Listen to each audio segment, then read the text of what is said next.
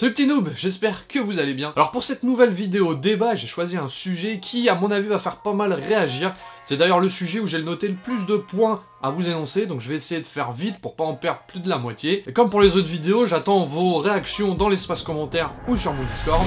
Et je remercie déjà tous ceux qui réagissent. Vous êtes de plus en plus nombreux à aimer ce format et à réagir. Et j'espère que ce sujet aujourd'hui vous plaira. Donc comme vous l'avez vu dans le titre, aujourd'hui on va parler de qu'est-ce qui fait un bon jeu. Qu'est-ce qui fait que nous gamers on juge qu'un jeu est bon ou pas. Comme je l'ai dit, c'est le sujet où j'ai noté le plus de points, donc je vais tâcher de faire vite à vous les énoncer, à vous donner mon avis et à attendre vos réactions dans l'espace commentaire. Donc premier point, j'ai noté le scénario. Voilà, est-ce qu'il faut qu'un jeu ait un putain de scénario qu'on accroche pour que ce soit un bon jeu, ou est-ce qu'un scénario tout simple, voilà, tout ce qu'il y a de plus simple, fasse qu'un jeu est bon ou pas. Deuxième point que j'ai noté, je l'ai appelé ça l'univers. Donc je comprends par là, si je vous donne plusieurs exemples, on va prendre par exemple Mario, voilà, l'univers de Mario, bah c'est le royaume champignon, Mario c'est un plombier, son frère il s'appelle Luigi, il y a la princesse Peach, si on prend Zelda, bah voilà, ça se passe dans le royaume d'Hyrule, on joue Link, Zelda c'est une princesse, nanani nanana, voilà, vous avez vu, vous avez compris un peu le délire, donc est-ce qu'il faut que tout cet univers-là soit des plus complexes,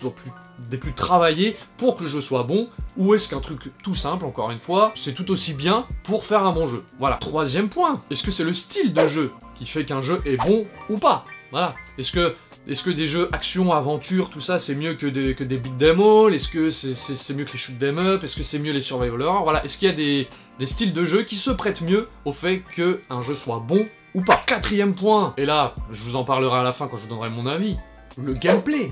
Est-ce que c'est le gameplay qui fait qu'on juge si un jeu est bon ou pas? Alors en le disant déjà dans ma tête ça explose, mais j'en parle après de mon avis. Mais voilà, est-ce qu'il faut que le gameplay soit des plus travaillés, ou est-ce qu'un gameplay tout simple fera qu'un jeu est bon ou pas? Cinquième point, les graphismes. Bah, est-ce qu'un jeu doit nous éclater la rétine pour être considéré comme un bon jeu, ou est-ce qu'un simple jeu en pixel art, en 2D et tout ça, ce sera un bon jeu? Vous connaissez déjà mon avis d'ailleurs pour ceux qui suivent, mais on en parle à la fin. Allez, je me dépêche pour pas que la vidéo dure trop longtemps. Sixième point, la bande son. Est-ce qu'il faut une bande son des plus propres, des plus travaillées, ou est-ce que 2-3 petites musiques par-ci par-là, en 8 bits d'ailleurs, ou autre chose, ça suffit à faire un bon jeu ou pas? Et à mon avis, va vous faire réagir. Septième point, est-ce que c'est la durée de vie du jeu qui fait qu'on juge si le jeu est bon? Voilà, est-ce qu'il faut qu'un jeu dure 20, 30, 50, 100 heures ou plus? Ou est-ce qu'un jeu qui dure 5 heures est mieux? Voilà, on peut se le demander.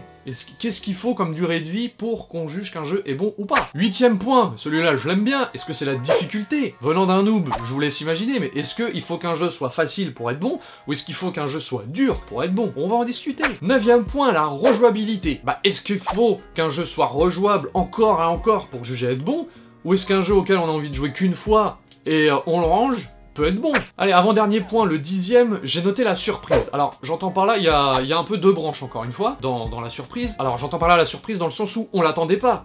Le jeu, on nous l'a annoncé très peu de temps avant sa sortie, donc on en a très peu d'attente autour, voilà. Parce qu'un jeu qu'on t'annonce 3-4 ans avant sa sortie, bah tu l'attends. Est-ce qu'on va être plus tatillon là-dessus? J'en parlerai après quand je vous donnerai mon avis. Donc, tout bonnement déjà, donc dans la surprise, l'attente du jeu. Donc, deuxième branche dans la partie surprise, un truc qu'on n'attendait pas en fait. Voilà, un truc qu'on nous a pas teasé, on s'y attendait pas du tout, et on le découvre en jouant. Voilà, donc les deux morceaux de surprise. Et dernier point, à mon avis, vous allez tous vous dire, mais pourquoi tu l'as pas dit avant? Bah, 11e point, le goût. Est-ce que c'est pas juste une question de goût, tout simplement? Et en vous le disant, je me dis, ça va en faire réagir sûrement plus d'un, pourquoi je l'ai pas dit plus tôt? Et ben je vais commencer à vous donner mon avis. Ben, le goût, il est propre à chacun. On va se rendre compte, en fait, si on détaille tout, que le goût, ça englobe tous les autres points que je vous ai cités, et qu'il y a des points sur lesquels on peut être un peu moins tatillon que d'autres pour juger qu'un jeu est bon. Donc, si je les reprends dans l'ordre. Le scénario, ça va peut-être en choquer plus d'un, mais si un scénario est travaillé, qu'il y a une bonne histoire derrière, ça va être plus prenant qu'un simple scénario où on enlève la chérie du héros, il a envie de péter la gueule à tout le monde, il va péter la gueule à tout le monde, il la sauve et basta. Et je parle pas des Mario. Des fois, un scénario tout simple comme ça, par exemple quand on a envie de se détendre et pas se prendre la tête, un bon beat'em all avec un scénario pas trop poussé, c'est tout aussi bon. Oui, un scénario ça peut être important, mais c'est peut-être pas le plus important dans un jeu, je pense. Alors le deuxième point c'était l'univers, bah ça revient un petit peu à parler du scénario, c'est que on peut avoir des univers ultra poussés, ultra cherchés, et d'autres plus simples, voilà, mais quand on a envie de se détendre, bah on n'a pas forcément besoin d'un putain de jeu. Scénario, univers, oui, mais bon, ça dépend. Le style de jeu, pareil, ça dépend un petit peu à quoi on a envie de jouer à ce moment-là. Des fois, on veut prendre un FPS et juste se détendre à tuer tout le monde. On s'en fout un peu de l'histoire qu'il y a derrière, on veut juste se détendre à shooter tout le monde. Quand on joue en multi, par exemple, à Call of, y a pas d'histoire en fait, c'est juste on va zigouiller tout le monde. Un beat'em all, c'est pareil, t'as juste envie de défoncer tout le monde. Et quand tu vas jouer à un jeu d'aventure, bon, des fois tu veux peut-être un peu plus de calme, mais pas trop te prendre la tête. Alors le quatrième point, c'était le gameplay, et là je pense que je vais peut-être parler un peu plus longtemps que sur les autres, mais honnêtement, bah, le gameplay, c'est une des premières choses qui nous marque quand on lance un jeu. Donc effectivement, quand on le met play et jouer, la première chose qu'on va voir, bah, c'est la petite claque graphique ou non. Mais ça, ça vient après les graphismes. Mais une fois qu'on a découvert les graphismes, et le début du scénario, on se met à jouer. Et là, le gameplay commence à rentrer en jeu. Dans le gameplay, on va rajouter les problèmes de caméra. On l'a moins maintenant par rapport au jeu d'avant, certes. Mais si on rajoute ça, je pense que le gameplay, c'est un point qui prime un peu plus que les autres. Parce que c'est un truc qui va nous marquer plus que d'autres, à mon sens. Donc, question gameplay, voilà, c'est là où faut pas se rater. Si le gameplay est nul à chier, on va y jouer quelques heures au jeu et...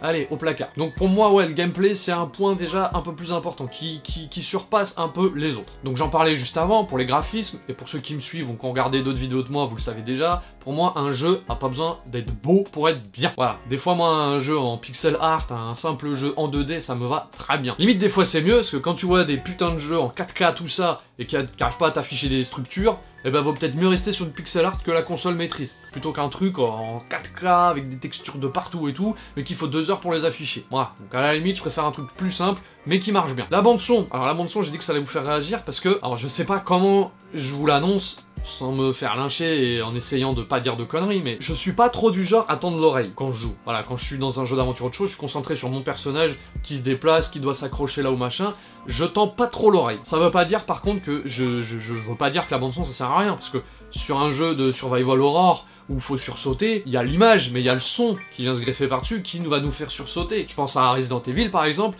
tu te fais courser par un truc, tu crois que c'est loin, puis au moment où ça t'attrape, que tu vois la main sur ton épaule ou autre chose, par exemple, s'il n'y a pas un son bien fort à ce moment-là, bam, t'auras peut-être pas le sursaut. Je dis pas que la bande son, c'est pas important, voilà. Je dis pas ça. Mais, quand on est en phase de jeu normal, j'ai envie de dire, bah, moi j'ai pas l'oreille tendue sur le son. Je pense par exemple à Death Stranding, et ceux qui ont joué vont peut-être me rejoindre, mais quand on se balade, qu'il y a la pluie, tout ça et tout, qu'on sent qu'il va y avoir des ennemis à proximité, bah on est concentré sur notre loupiote qui nous dit où sont les ennemis. Et quand c'est calme, voilà, bah la caméra va se reculer, et là la musique va augmenter, donc forcément là on va l'entendre. Il y a d'autres jeux par exemple où je porte pas attention à la bande son justement parce que bah faut s'accrocher de partout machin. Je vois Assassin's Creed, bah en fait quand on se balade en ville, ce qu'on va entendre le plus c'est surtout les bruitages. Donc je dis pas que c'est pas important, je dis juste que moi j'ai rarement l'oreille tendue sur... c'est quoi la musique? Attends que j'écoute un peu. Ouais. Moi voilà, honnêtement, je suis plus concentré sur mon personnage et ce que j'ai à faire que sur ce qui se passe dans mon oreille. Mais je dis pas que c'est pas important, attention. Alors, après c'était la durée de vie. La durée de vie, honnêtement,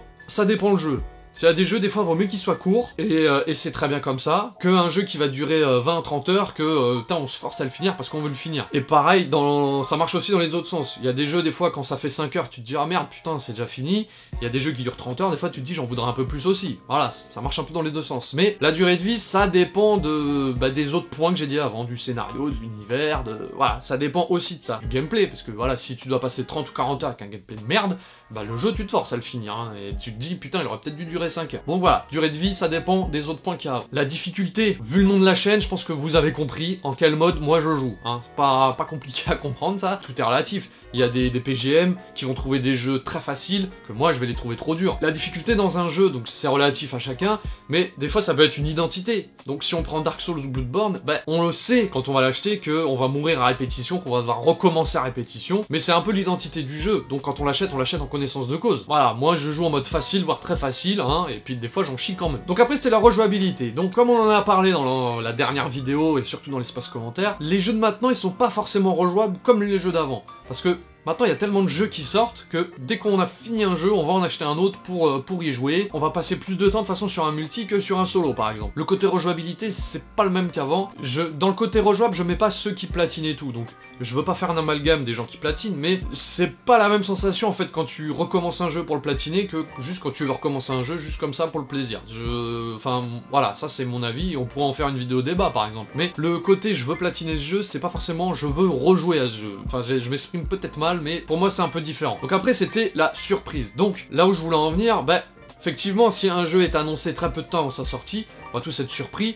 Et on va peut-être plus le savourer si le jeu est bon, attention, parce que s'il est plein de merde, bah tout le monde va dire ok le jeu est pas fini, fallait le finir avant de nous l'annoncer. Et dans l'autre sens, bah si on attend un jeu 3-4 ans, ou si c'est pas plus, forcément dès qu'il va sortir, il va être encore plus tatillon sur le moindre problème qu'il va rencontrer. Déjà que en temps normal, on est tatillon sur le moindre bug, mais bon, moi ça me fait des vidéos comme ça. Mais voilà, la surprise, bah, elle peut être bonne comme mauvaise, mais le mieux c'est quand même une surprise dans le jeu, voilà, un truc auquel on s'attendait pas, et que du coup bah... Waouh, qu'est-ce que c'est que ce jeu? Qu'est-ce que c'est que ce ovni? Putain, mais je m'attendais pas à ça. Bah du coup, ça attise la curiosité qui fait qu'on va jouer plus et ça fera sûrement un bon jeu. C'est un peu compliqué des fois à m'exprimer. J'essaye de faire au mieux, mais il faut aussi que la vidéo soit pas trop longue. Alors je fais au mieux. Et donc le dernier point, et je l'ai mis en dernier, fait exprès, bah le goût. Pourquoi j'avais mis ça en fait? Dans le sens où c'est une question de goût pour nous, oui. Mais est-ce que comme moi en fait, quand il y a certains jeux, vous savez pas si vous devez les prendre ou pas, est-ce qu'on va pas regarder un peu des sites de test? Je sais pas comment vous faites.